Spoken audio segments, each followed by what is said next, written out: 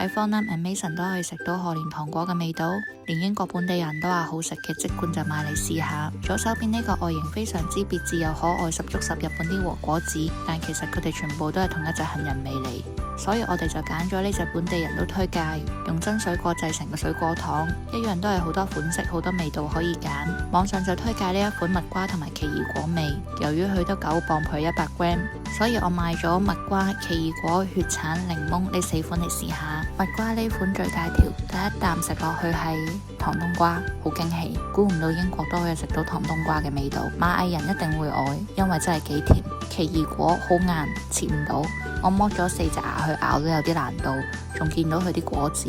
好通透，味道唔會太甜，但完全冇奇異果味，咬咬下好煙韌，幾得意。檸檬超驚喜，估唔到咁好食。我本身好中意食檸蜜糖，佢就係檸蜜糖，好正。食檸檬都食得好開心，檸檬嘅酸中和咗糖霜嘅甜，檸檬嘅香氣令到味道更加升華，超級推薦自用或者送人。最後係血橙，佢冇檸檬咁驚喜，仲有啲橙味，唔澀，正常味。中意食橙糖嘅應該都會中意，